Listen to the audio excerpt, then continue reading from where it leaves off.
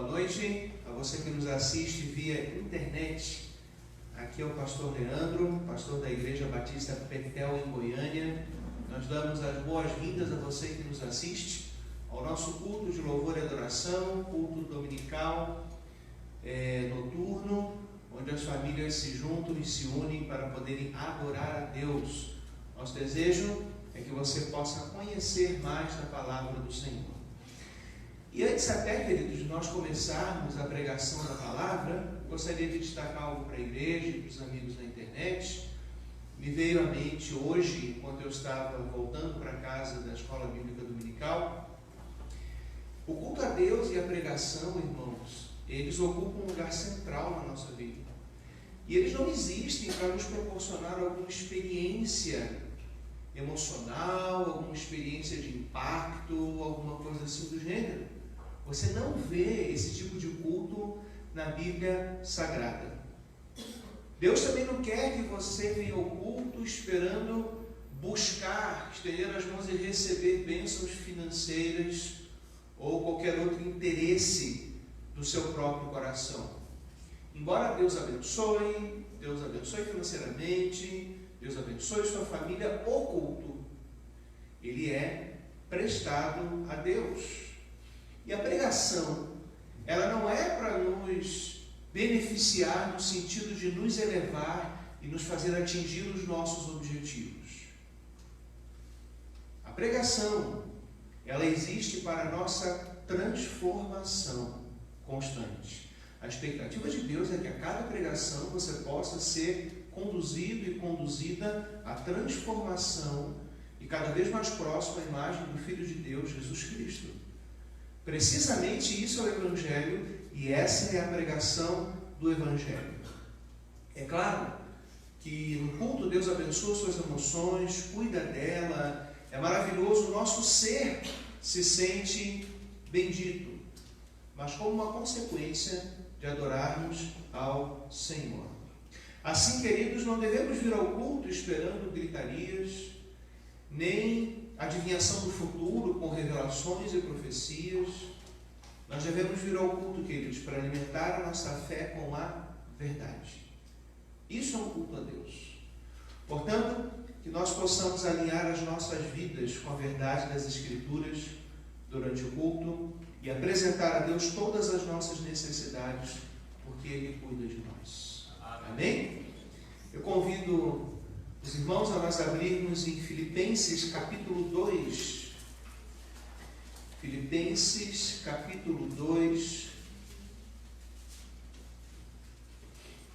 Nós vamos falar de uma boa porção desse capítulo. Entretanto, eu não vou começar do começo. Vou começar um pouquinho depois, porque eu quero chamar a atenção para um texto que é muito conhecido, mas o propósito pelo qual está inserido nesse capítulo. Vamos ler primeiro dos versículos 5 a 10.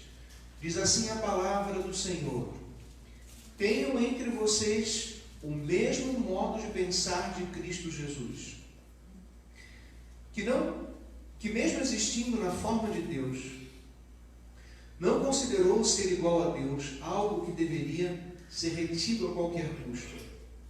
Pelo contrário, ele se esvaziou, assumindo a forma de servo, tornando-se semelhante aos seres humanos e, reconhecido em figura humana, ele se humilhou, tornando-se obediente até a morte e morte de cruz. Por isso também Deus o exaltou sobremaneira e lhe deu o nome que está acima de todo o nome, para que ao nome de Jesus se dobre todo o joelho nos céus, na terra e debaixo da terra, e toda língua confesse que Jesus Cristo é Senhor, para a glória de Deus Pai. Amém. Esse texto é maravilhoso, lindíssimo. A igreja, há 2 milênios, tem desfrutado das lindas verdades que ele traz com relação ao Senhor Jesus. Mas olha o berço dele, aonde ele se encontra, e o objetivo primário dele ter sido citado. Vamos ler agora os versículos 1 até o 4. Portanto, se existe alguma exortação em Cristo, alguma consolação de amor, alguma comunhão do Espírito, se há profundo afeto e sentimentos de compaixão, então completem a minha alegria tendo o mesmo modo de pensar, tendo o mesmo amor e sendo unidos de alma e mente. Não façam nada por interesse pessoal ou vaidade, mas por humildade, cada um considerando os outros superiores a si mesmo, não tendo em vista somente os seus próprios interesses, mas também os dos outros. A obra de Jesus Cristo, o seu exemplo de humildade, ele é citado para ensinar a mim e a você a amar o irmão da igreja.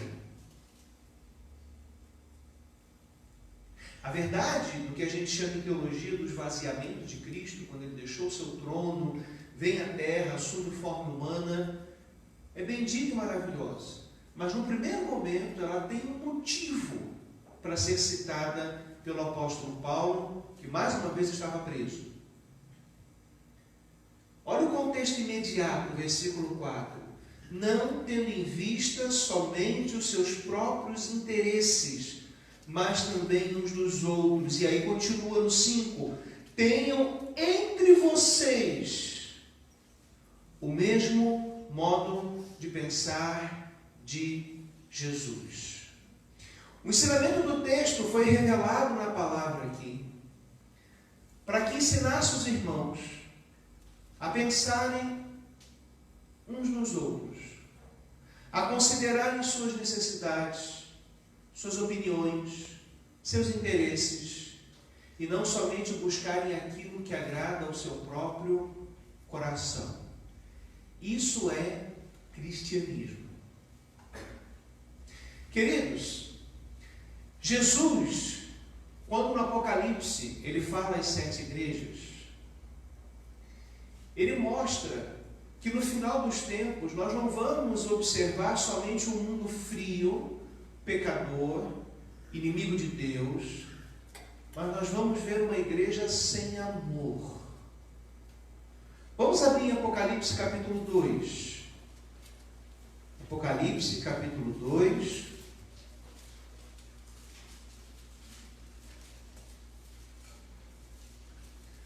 Gostaria que os irmãos prestassem bastante atenção nessa colocação que Jesus, ressurreto, já tinha passado pela sua morte e ressurreição. Ele fala ao apóstolo João, Apocalipse 2: ao anjo da igreja de Éfeso escreva, essas coisas diz aquele que conserva na mão direita as 7 estrelas e que anda no meio dos 7 candelabros de ouro, referindo-se às igrejas que ele está falando. Então ele fala à igreja de Éfeso: conheço as obras que você realiza, tanto o seu esforço como a sua perseverança. Sei que você não pode suportar os maus e que pôs à prova os que se declaram apóstolos e não são, e descobriu que são mentirosos. Você tem perseverança e suportou provas por causa do meu nome sem esmorecer. Então é uma igreja fiel com relação ao mundo. Ela se separa do mundo. Mas olha o que Jesus continua dizendo: tenho, porém, contra você o seguinte: você abandonou o seu primeiro amor. Lembre-se, pois, de onde você caiu, arrepende-se e volte à prática das primeiras obras. Se você não se arrepender, virei até você, tirarei o seu candelabro do lugar dele. Nós temos aqui a declaração de um tempo de igrejas que podem até ser fiéis doutrinariamente. Algumas podem ser mais contextualizadas, uma bate palma, outra não bate, seja o que for, mas são fiéis. Mas elas não têm amor. E esse amor não é só o amor a Deus. Quando Deus fala de amor, Ele pensa no amor de uma maneira completa. Ele fala do amor, por exemplo, citado em Lucas capítulo 10. Vamos dar uma olhadinha lá. Evangelho de Lucas, capítulo 10. Versículo 27.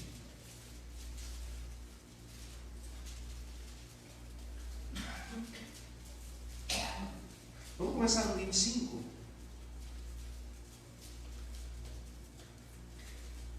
Diz assim,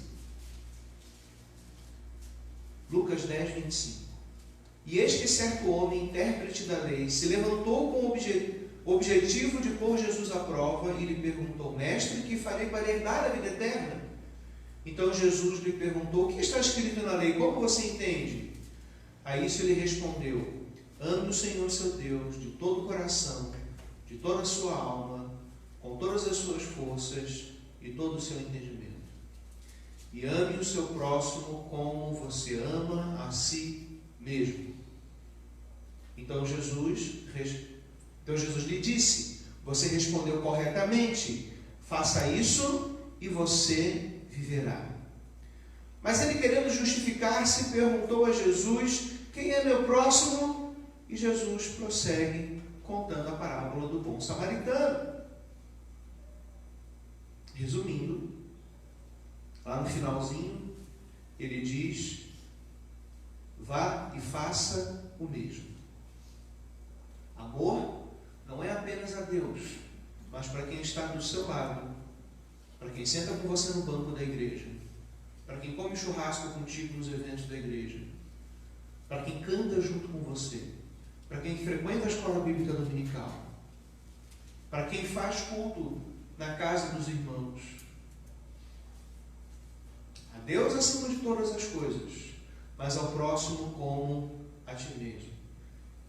Em Mateus, esses mandamentos, ele chega a falar que o primeiro é amar a Deus e o segundo, semelhante a esse, é amar ao próximo como a ti mesmo. Em Gálatas 5,14 diz assim: toda a lei se resume num só mandamento: ame o seu próximo como ama como a si mesmo.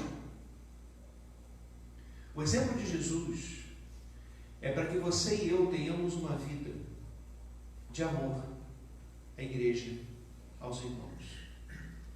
E nesse tempo do fim, as igrejas precisam se arrepender e voltar ao amor uns aos outros, porque nós temos um tempo de uma igreja de muitas críticas, de muitas crises.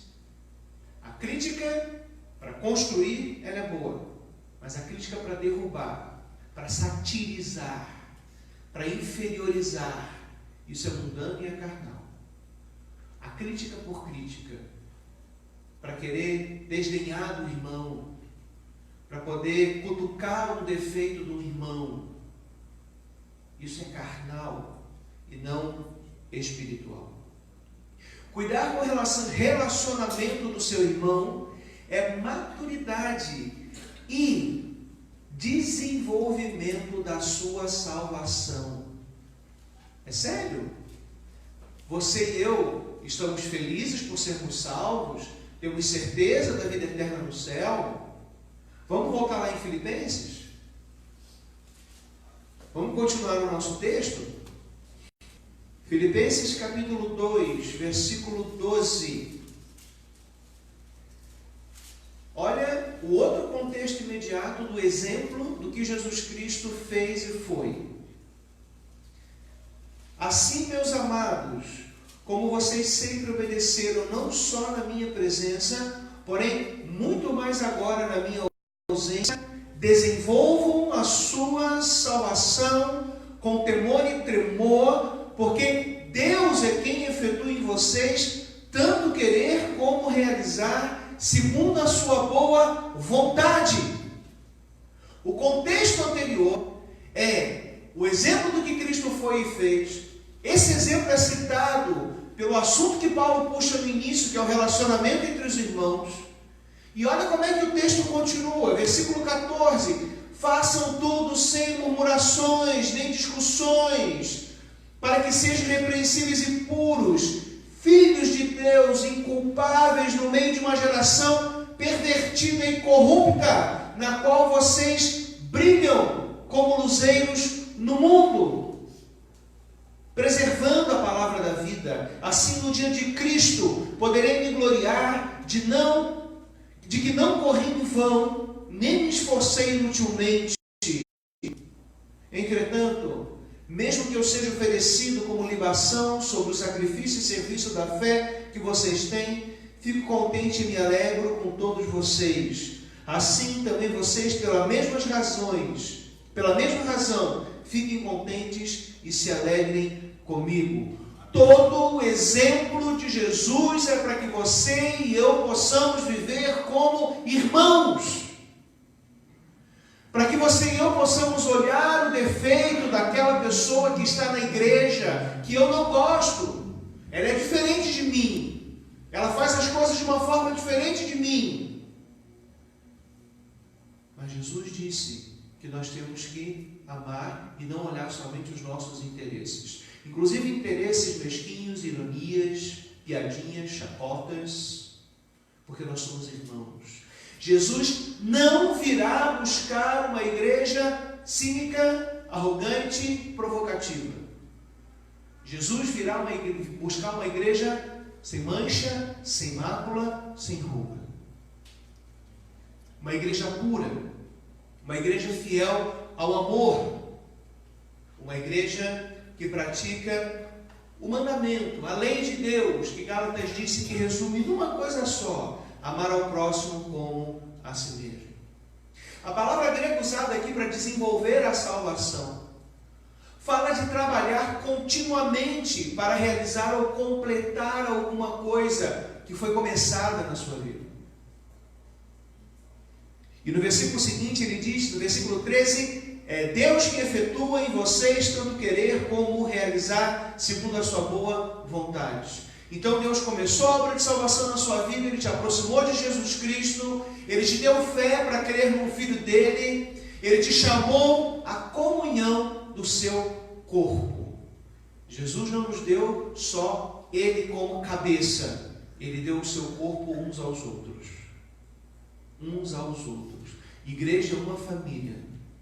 Como sua família vai ter problemas, mas ela deve perseverar, porque o alvo é comum: amar a Deus sobre todas as coisas e ao próximo como a ti mesmo.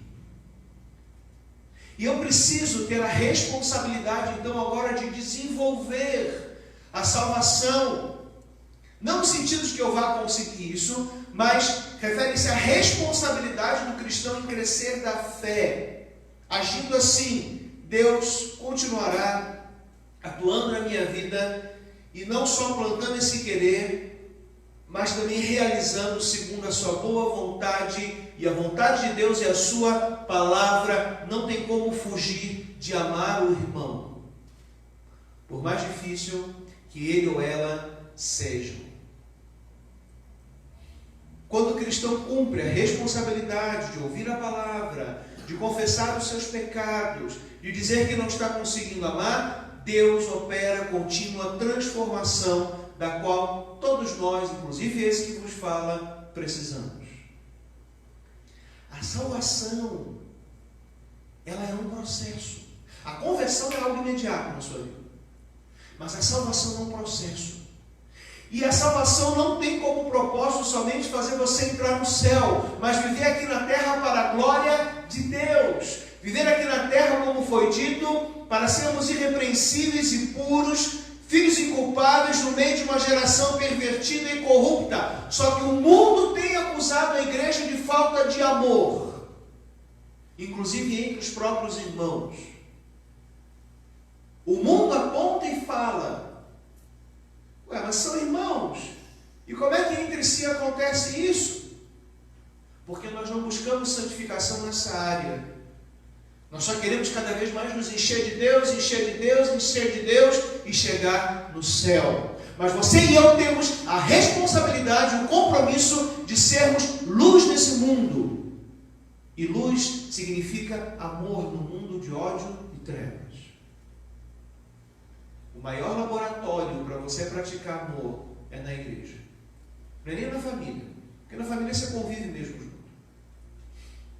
Esses dias circulou um memezinho na internet bem interessante, dizendo assim, antigamente quando se pregava sobre pecado na igreja, as pessoas mudavam de vida. Hoje em dia elas mudam de igreja. Eu não gostei, não me agradou.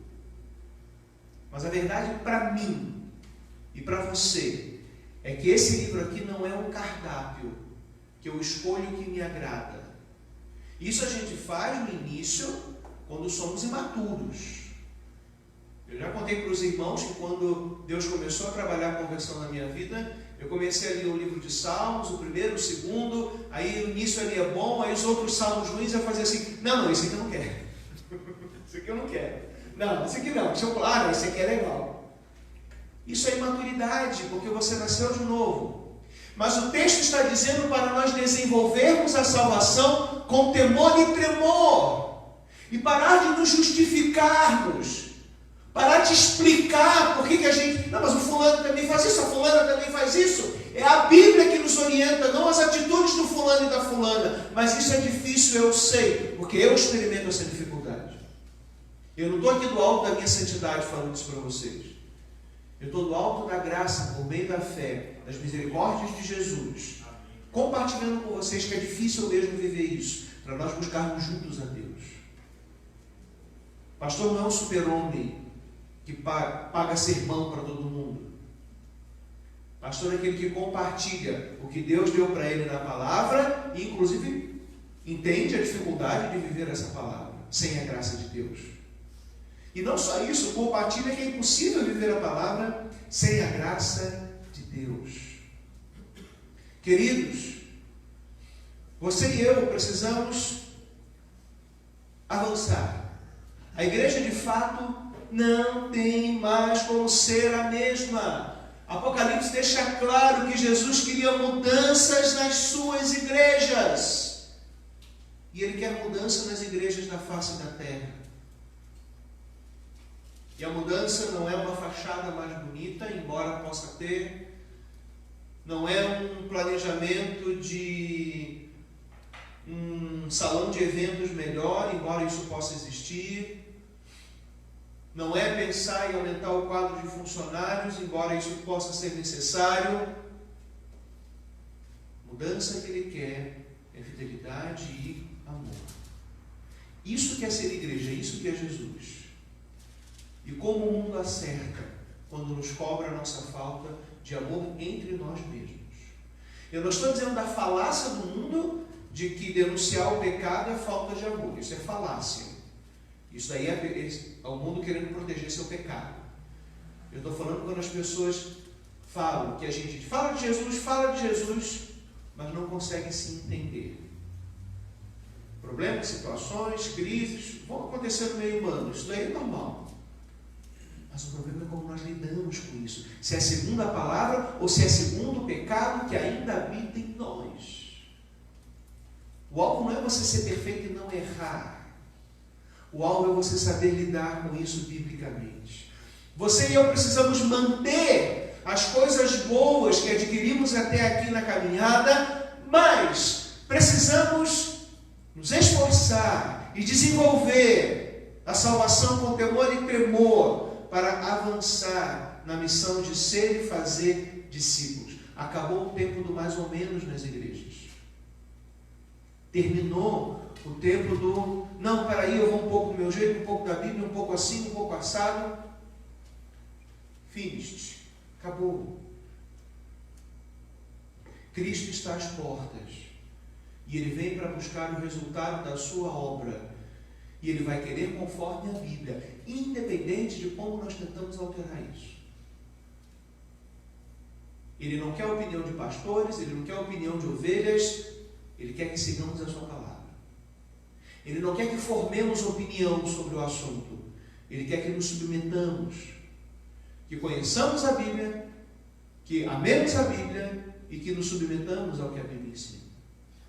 Você pode formar opiniões sobre N coisas na face da terra, porque todas essas coisas elas estão evoluindo, elas não são perfeitas. Realmente precisa de formadores de opinião, você precisa de bons pesquisadores, cientistas, médicos, pessoas que desenvolvam tecnologia, pessoas que desenvolvam opinião sobre o governo, sobre economia, esse debate. Tudo isso é importante, porque estamos lidando com coisas temporais que não são perfeitas. Mas quando falamos da palavra de Deus, nós estamos falando de algo absolutamente perfeito, puro, santo e justo, que não vai evoluir porque já é absolutamente pleno. Aleluia, amém. Glória a Deus. A Bíblia, ela requer obediência do homem. Deus não quer a minha opinião ou a sua sobre a sua palavra. Uma das coisas que eu acho mais estranho, quando eu entro em fóruns de internet, os amigos que estão na internet podem confirmar isso, são crentes dizendo assim, não, eu acho que, não, eu não concordo contigo, a minha opinião é que... Nós podemos dar opinião sobre o estacionamento da igreja, sobre a cor da igreja, nós podemos dar opinião sobre o horário do culto da igreja, nós podemos dar opinião sobre o orçamento da igreja, mas nós não podemos dar opinião sobre a palavra da igreja, que é a palavra de Deus. E a palavra de Deus diz que temos que nos amar, nos perdoar. A palavra de Deus diz que é para nós sermos luz no mundo através de um relacionamento entre nós mesmos. Portanto, todo tipo de crítica, ironia, deboche e falta de perdão é pecado, porque é afastamento da palavra de Deus. Não adianta ter uma vida moral ilibada, uma vida sexual reta, não adianta ser honesto e pagar todos os impostos, se você não perdoa e não ama o seu irmão. Isso é pecado. Isso é pecado. Não, mas eu penso assim. Então nós temos um sério problema conosco mesmo, porque a palavra não vai mudar. Igrejas na face da terra, igrejas na face da terra, a palavra não vai mudar. Queridos, nós precisamos arrumar as igrejas de Cristo, relacionamentos e situações que antes a gente não queria nem mexer, passava de lado. Nós precisamos encarar essas coisas, resolver, perdoar, porque temos que dar apoio a uma nova geração que está aí, precisa de ajuda de irmãos maduros, adultos maduros, idosos maduros, que vivem pela graça. A nova geração precisa do nosso apoio, porque a missão deles não é nada fácil também. Ser jovem nesse tempo é muito mais difícil do que no meu ou no seu, se você tem a minha idade ou mais. É muito mais difícil. Temos que passar por um tempo de perdão e cura para começar novas etapas que Deus quer para o seu povo na face da terra, aquele que foi lavado e remido no sangue e que tem que andar segundo as Escrituras, a verdade do Senhor. Não adianta a igreja ter programações, estrutura, bens, somente Cristo é suficiente para nós. O que nós precisamos é de estrutura no nosso coração e na nossa vida. A igreja é feita de perseverança na palavra. Ou você ama a Deus e alimenta o objetivo de Deus na sua vida, ou ama mais a si mesmo, a dureza do seu coração, a sua opinião, o seu jeito de viver, e tenta buscar então a fé dos seus interesses, não para os interesses de Deus e do próximo. Isso é cristianismo. Mas perverteram tanto, mudaram tanto, influenciaram tanto, que isso chega a causar espanto para muitos cristãos. Mas isso é desenvolvimento da salvação. A salvação precisa fazer você se interessar mais para as pessoas. Deus é glorificado quando os homens vivem da maneira que Ele planejou, a começar pela igreja, que já foi lavada e remida no sangue do Cordeiro. O mundo não vai conseguir fazer isso, mas Ele observa. E Ele sabe, inclusive, quando estamos errados. Não achemos que o relacionamento com os irmãos da igreja é algo de somenos importância para o reino de Deus. Pelo contrário, A igreja não tem como ser certinha, comportadinha, sem problemas, sem crises. O nome disso é Disneylândia. Na Disneylândia tudo dá sempre certo. Você entra lá, tudo é programado para ser a fantasia. A igreja é composta de gente normal, que erra, que às vezes é grosso com o irmão ou com a irmã, que dá uma resposta ríspida, o pastor erra, a família pastoral erra. E aí nós temos que ter um objetivo: amar e perdoar.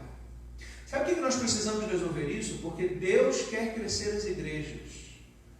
Não inchar de gente atrás de bênção. Isso não é igreja. Isso aí é fanatismo e etc. Esses dias, inclusive, eu já falei isso aqui algumas vezes, mas eu reitero porque tem sido cada vez mais terrível nos cultos. Eu assisti esses dias a palestra de um coaching que deu entrevista para aquela jornalista Leda Nagli, que tem um canal no YouTube, e aquela mulher entrevista muito bem. Para mim ela é a rainha das entrevistadoras aqui ela é muito bem. E a entrevista dele, muita coisa boa você podia aproveitar para a sua vida. Mas o que ele fala é exatamente o que os pregadores de ilusão e de coaching falam. Só que no caso desses tem uma pintura religiosa por cima.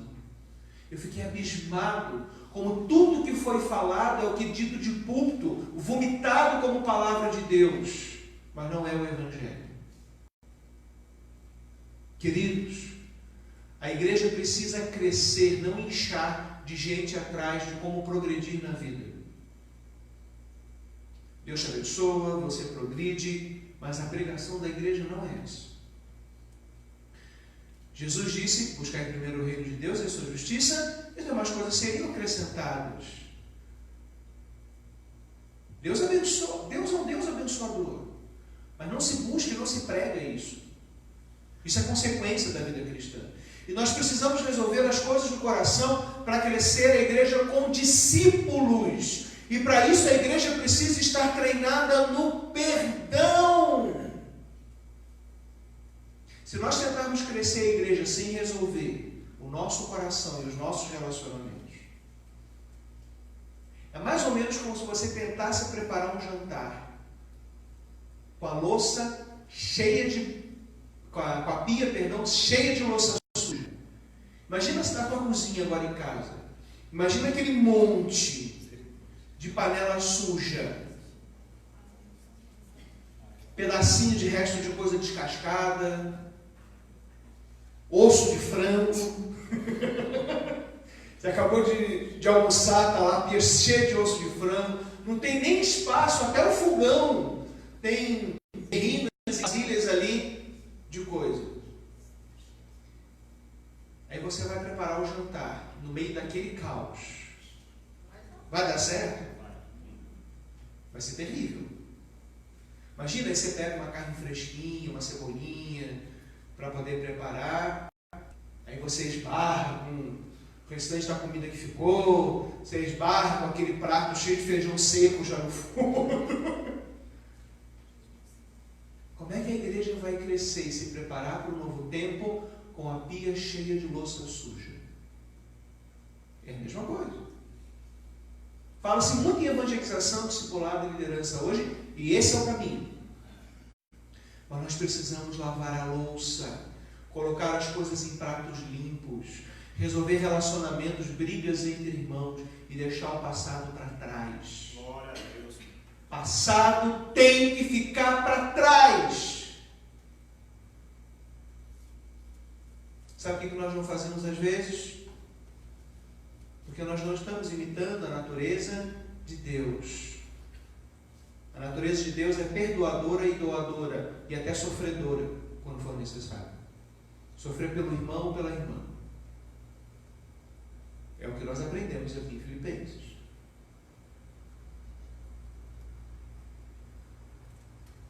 Nós somos hoje participantes da natureza de Deus.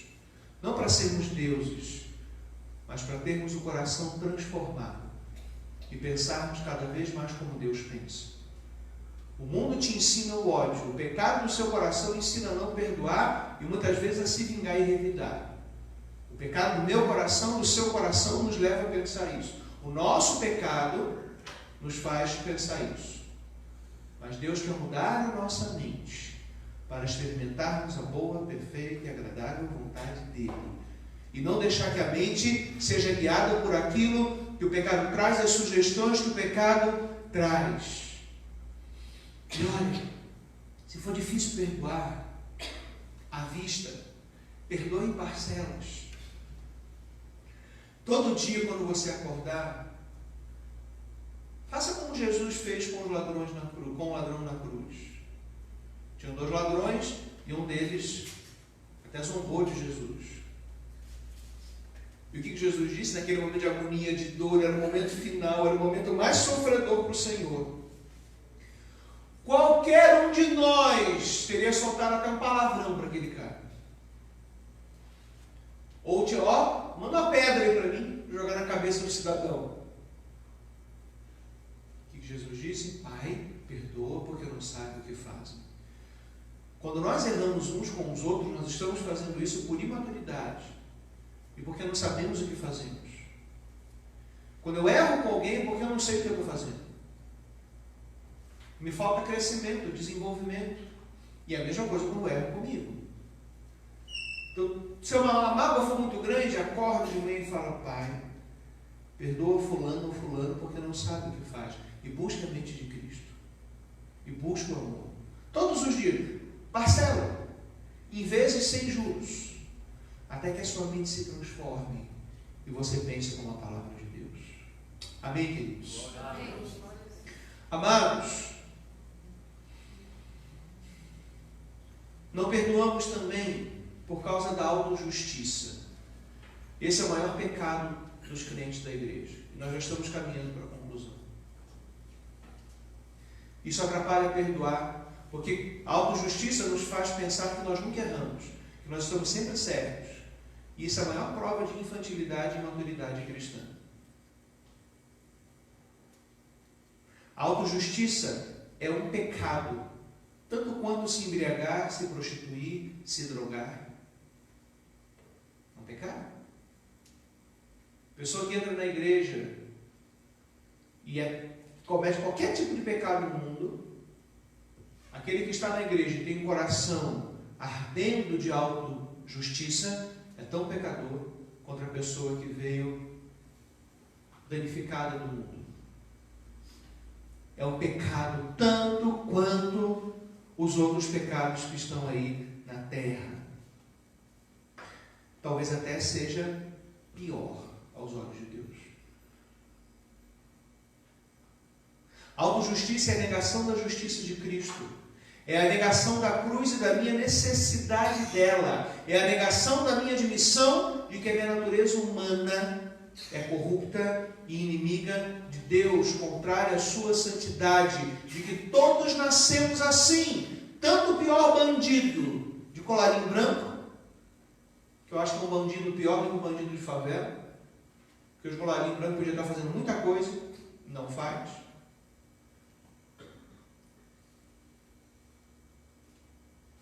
Como também